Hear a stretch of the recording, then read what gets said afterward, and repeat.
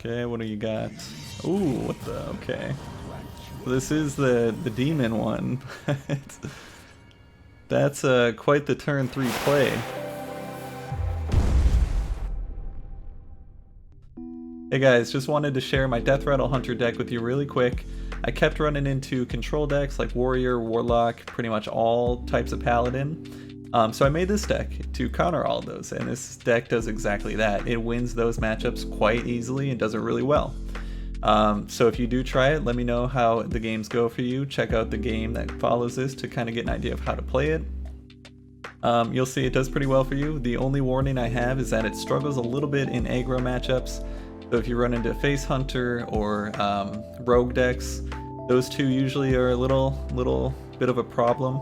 But with some good curve and some good RNG, you can pretty much win those matchups too, so check it out. Against a Paladin, let's plan on trying to keep an early game. The Rivendare is not terrible, because he will have a lot of like 1/1s and small guys. So yeah, let's see what happens. We might have a time to play this, we might not.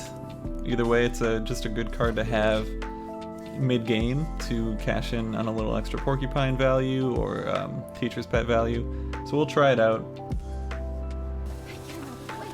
There we go. Aldor Attendant. Libram Paladin. Got it. He's probably got Hand of Adal. Anoyotron doesn't really do a whole lot if that's the case.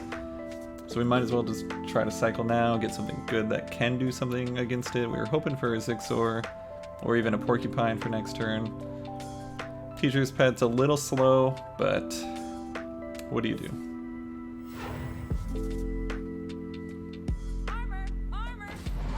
Okay, it's not so slow now. I mean, we got some extra health. We got no Hand of Adal came out, so that's good.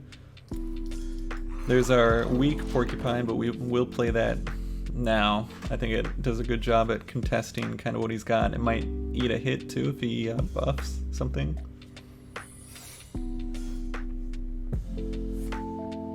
Okay, Hand of Adal, but he's going face with it, so. We have no way to kill that. There we go, that's a pretty good draw. Let's hit the teacher's pet now. We'll pop. Do we want to just pop one hit there? Do we care about hitting those? Do we just want to go face? I guess going face just probably makes the most sense. It doesn't really do good to hit either one of those unless that could attack now and we could trade that later, but...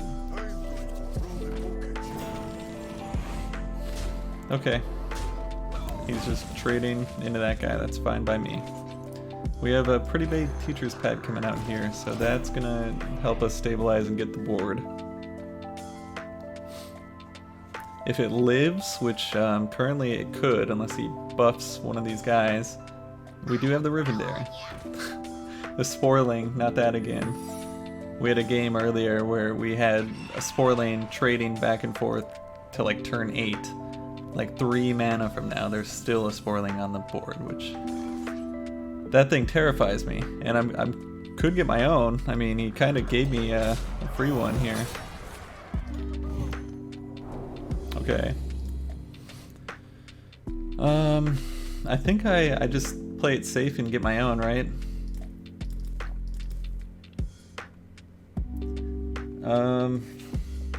If I get my own, then I can also play my Rivendare and I can kill something of his. I don't really care about the porcupine that much in my Deathrattles.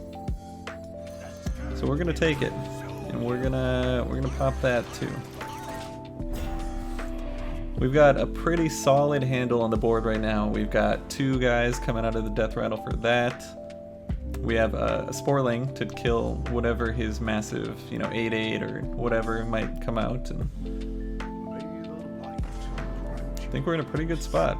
Tonk coming up on curve next turn. Unless I have to Sporling something, then we might not do that.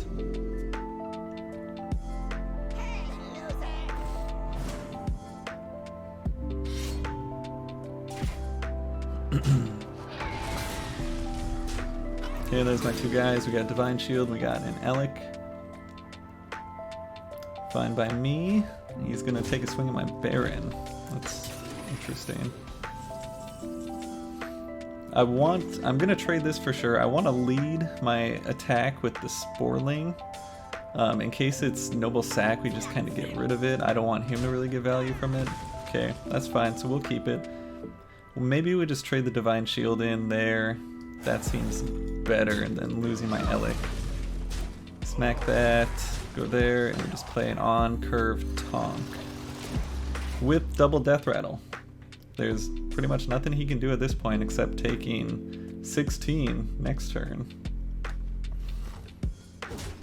Okay, kills the Sporling. That's still gonna... I mean, if he plays like Libram of Hope, he doesn't really get much heal value out of it. Talon, got it.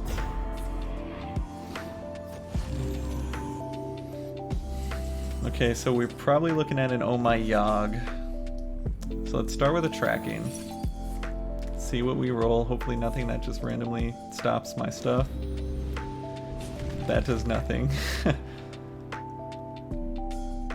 Do we want to just pop the Baron to pop the shield? Or is the Baron more important than Poisonous? Or is the Elec more important? I feel like we could just throw the Elec, to be totally honest. We'll use this to kill there. Baron can kill that. We played 2 cards now, so I mean, we could just get that Galloping Savior out of the way by playing 1 more card. A taunt is not a bad idea to get in the way, especially when we have Baron still available. Yep, okay. Got Reckoning out in the same turn, so he'll just take 16 straight from Deathrattle. 17 with the little Basilisk hit there, and now we have double Deathrattle taunt still available to us. Jewel still coming up, which we have... Is it one? It's 1 Teacher's Pet, 1 Tonk at this point, I think. And 1 Porcupine, but that got changed into Sporling. So yeah, just those 2, but those 2 alone are huge. And we can trade this. There's another Tonk. Well, we'll start by just throwing that in.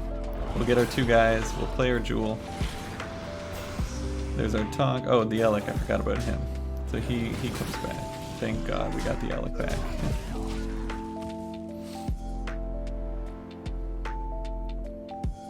Yeah, I was gonna say, there's really nothing he can do at this point.